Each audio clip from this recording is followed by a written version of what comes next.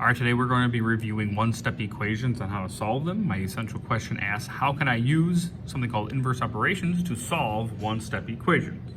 All right, so I think the very first thing that we need to do here is to identify what inverse operations are.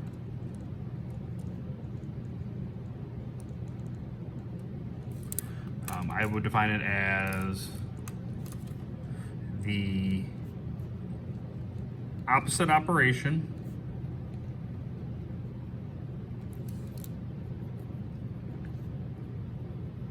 that cancels out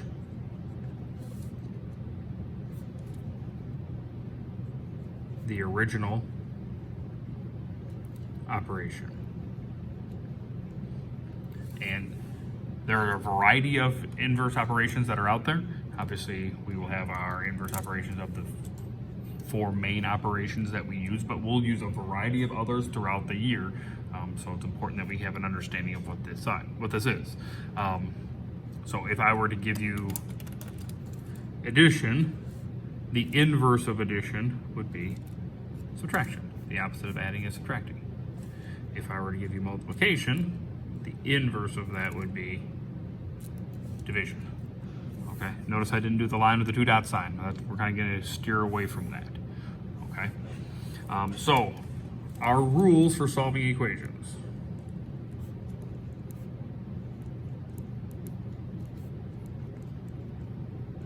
Now we're just doing one-step equations as a review from last year right now. We'll get more complex as time goes on, and we'll add to this.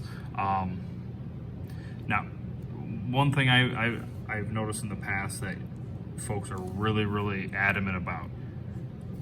The very first thing that you always want to do is you want to create your upside down t. If you want to, great.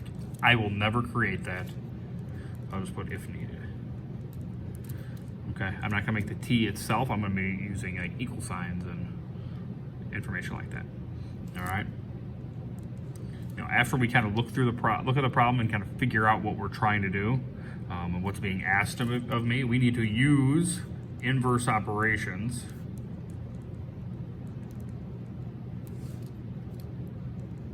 to get the variable alone.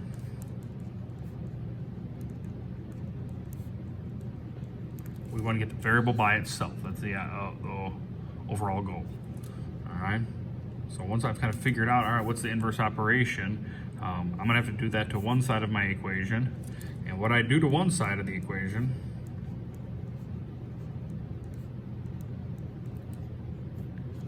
I have to do that to the other.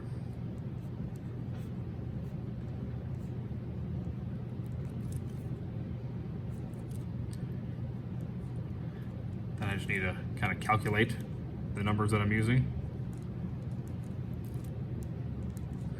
And then I need to do a check for my work to make sure I didn't make any mistakes. Okay? All right, so those are the 5 that I'm going to follow as we look at these examples. Example A. X plus 5 equals negative 6. All right? So I understand as I look at this problem, it's telling me to add 5. I need to do the inverse of adding 5, which would be subtracting 5. Now I'm going to do all this vertically, up and down, just so I'm not trying to jumble everything to one little spot and then get confused, because we're going to get to very difficult and very elaborate problems where we have lots of steps. So I want to just kind of be nice and organized and smooth. The more organized I am here, the better it's going to be for me. All right, that's why I'm not a big fan of the upside down t. It just adds more confusion to our problem. So I'm going to subtract 5. What I do to one side, I'm going to do to the other. I'm going to draw this line all the way across. That horizontal line is just show that it's an equal sign. We're doing some sort of calculation. So then I go 5 minus 5. Well, 5 minus 5 is 0. That means they're gone. They cancel out. They're no longer there. Since those are no longer there, I'm left with the x on the left side of this equal sign. On the right side, I'm just going to do what it's asking me. Negative 6 minus 5. I'm working with integers. I think that's negative 11. My goal was what I do to one side, I do to the other, just get the variable by itself. Now the variable's by itself here. I have a number over here. It's telling me what x is. I may have made an integer mistake though, because sometimes I do that. So I have to do a check. When I do a check, I will physically put in this number and plug it in here to make sure my left side is going to balance out with my right side. We want it all balanced out and equal. So negative 11 plus 5 equals negative 6. All right, so let's see if we can balance this out. Negative 11 plus 5, that is negative 6. That's what I have on the left side. On the right side, I was left with negative 6 already. That's what we had. Does negative 6 equal negative 6? Yes, it does. For this equation, that is the only solution that will work. Let's try another one with a different operation. X minus 7 equals negative 19. All right. It's telling me to subtract 7, so I want to do the inverse or the opposite of that, which tells me to add 7. What I do to one side, I do to the other. Negative 7 plus 7, they cancel out. I'm left with x only. On the right side, negative 19 plus 7, I believe, is negative 12.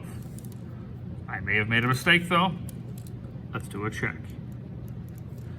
Negative 12 minus 7, I hope that equals negative 19. Let's see. Negative 12 minus 7 is really negative 12 plus negative 7. So that's 12 negatives and 7 negatives. All right, that's negative 19. And then, oh yeah, it equals negative 19. Perfect. That is my solution. That's the thought process that I should go through.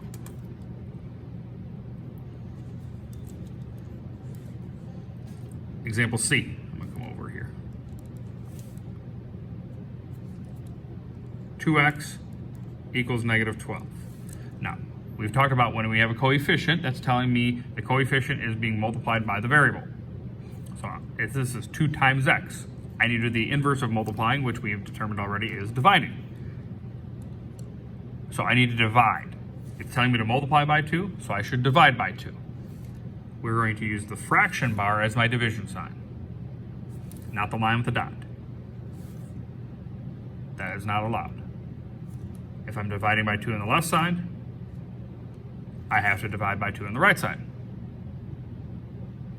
2 divided by 2, now that's 1. It's not 0. We don't want it to be 0 here because then 0 times x is 0. So we get rid of the variables as opposed to getting it by itself. So 2 divided by 2 is 1. So really we're just, they divide and they get 1. That's fine because we want x by itself. And x is really never by itself. It always has that 1 out in front. But you don't have to write that. And then on the right side, negative 12 divided by 2 is negative 6. I may have made a mistake. Let's check. We got the variable by itself. 2 times negative 6, hopefully that equals negative 12. All right, so let me see. 2 times negative 6, that's 12. 1's positive, 1's negative. Yep, that's negative 12. Oh yeah, it works. That is my solution. Last example, D. X over 3 equals 7. It's telling me to divide by 3. I need to do the inverse of dividing by 3, which is multiplying by 3. I'll just put that 3 in the parentheses just to keep track of that.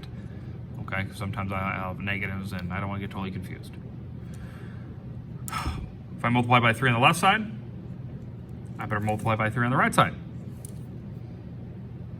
What happens over here on this left side, it's really 3 over 1. And if I'm going to do my simplification rules, those 3's would be able to simplify to 1 over 1. So really they just cancel out and I'm left with x on the left side. On the right side, 7 times 3 is 21. Well, let's make sure we didn't make a mistake. Let's go back and do a check. 21 divided by 3 hopefully equals 7. So let's see, 21 divided by 3, that is 7. Oh yeah, 7 equals 7, that works. That is my solution. Now, it depends on the type of problem you're in right now or where you're at work-wise. We have 2 different assignments. So one might be assignment 009. That would be one step.